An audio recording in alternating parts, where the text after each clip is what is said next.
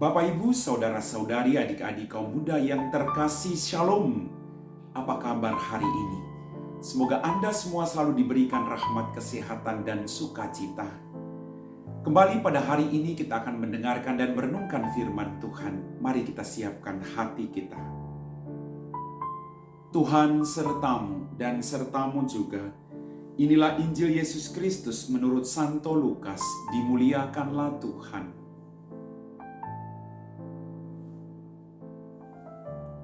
Sekali peristiwa, datanglah beberapa orang kepada Yesus dan membawa kabar tentang orang-orang Galilea yang dibunuh Pilatus dan darahnya dicampurkan dengan darah kurban yang mereka persembahkan. Maka berkatalah Yesus kepada mereka, "Sangkamu orang-orang Galilea itu lebih besar dosanya daripada dosa semua orang Galilea yang lain, karena mereka mengalami nasib demikian?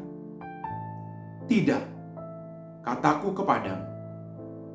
Tetapi jikalau kamu tidak bertobat, kamu semua pun akan binasa dengan cara demikian. Atau sangkamu, 18 orang yang mati ditimpa menara dekat Siloam lebih besar kesalahannya daripada semua orang lain yang diam di Yerusalem? Tidak, kataku kepadamu. Tetapi jikalau kamu tidak bertobat, kamu semua pun akan binasa dengan cara demikian." Kemudian Yesus mengatakan perumpamaan ini. Ada seorang mempunyai sebatang pohon ara yang tumbuh di kebun anggurnya. Ia datang mencari buah pada pohon itu tetapi tidak menemukannya. Maka berkatalah ia kepada pengurus kebun anggur itu, "Sudah 3 tahun aku datang mencari buah pada pohon ara ini, namun tidak pernah menemukannya. Sebab itu, tebanglah pohon ini. Untuk apa pohon ini hidup di tanah ini dengan percuma?" Pengurus kebun itu menjawab, "Tuan, biarkan dia tumbuh selama setahun ini lagi. Aku akan mencangkul tanah sekelilingnya dan memberi pupuk kepadanya. Mungkin tahun depan akan berbuah. Jika tidak, tebanglah." Demikianlah sabda Tuhan.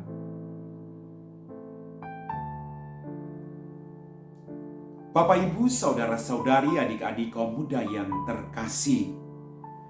Bacaan-bacaan hari ini berbicara tentang pertobatan. Bertobat berarti bersedia dengan sepenuh hati untuk meninggalkan kebiasaan yang lama yang kurang baik di masa lalu dan berjuang untuk menjadi pribadi yang lebih baik. Dalam bacaan pertama, Allah mengutus Musa untuk membebaskan Israel dari perbudakan Mesir dan membawa mereka ke tanah terjanji. Syaratnya jelas, mereka percaya kepada Tuhan, maka mereka akan masuk ke tanah terjanji. Namun orang Israel justru sering kali memberontak kepada Tuhan karena merasa disiksa Tuhan di padang gurun. Mereka tidak bisa move on dari kelimpahan makanan di Mesir. Berhadapan dengan situasi ini, Allah tetap setia mendampingi mereka sampai akhir. Dan yang keluar sebagai pemenang adalah mereka yang setia sampai akhir.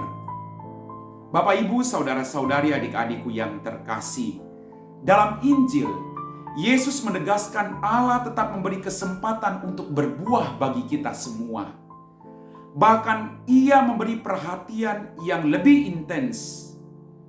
Dalam bacaan kedua, Rasul Paulus mengajak jemaat di Korintus untuk menjadikan masa lalu nenek moyang mereka sebagai pembelajaran untuk menjadi lebih baik. Sebab orang yang mau bertobat adalah juga orang yang belajar untuk tidak mengulangi kesalahan yang sama di masa lalunya. Bapak, Ibu, Saudara-saudari, adik-adik kaum muda yang terkasih, Tuhan selalu memberikan kita kesempatan untuk mengubah hidup kita. Tuhan tidak lagi melihat masa lalu kita, dosa-dosa yang kita lakukan, tapi Dia beri kita kesempatan. Dan dalam masa retret agung ini, kita diberi kesempatan untuk memperbaiki hidup kita. bukan mengoyakkan yang lain-lain, bukan supaya kita dilihat orang sedang berpuasa. Koyakkan hatimu, bukan pakaianmu. Ubahlah hidupmu sesuai dengan apa yang diperintahkan Tuhan. Maka berkat-berkat dari Tuhan akan melimpah dalam hidupmu. Tuhan berikan kita kesempatan, maka mari kita gunakan kesempatan itu secara baik, dengan berbuah melimpah bagi hidup kita dan orang-orang yang ada di sekitar kita. Amin. Bapak, Ibu, saudara-saudari, adik-adik kaum muda yang terkasih, setelah kita diteguhkan oleh firman Tuhan, satu hal yang harus kita ingat hari ini, Tuhan memberikan kita kesempatan untuk bertobat. Gunakan itu secara baik. Mari kita siapkan hati kita untuk berdoa. Dalam nama Bapa dan Putra dan Roh Kudus, amin.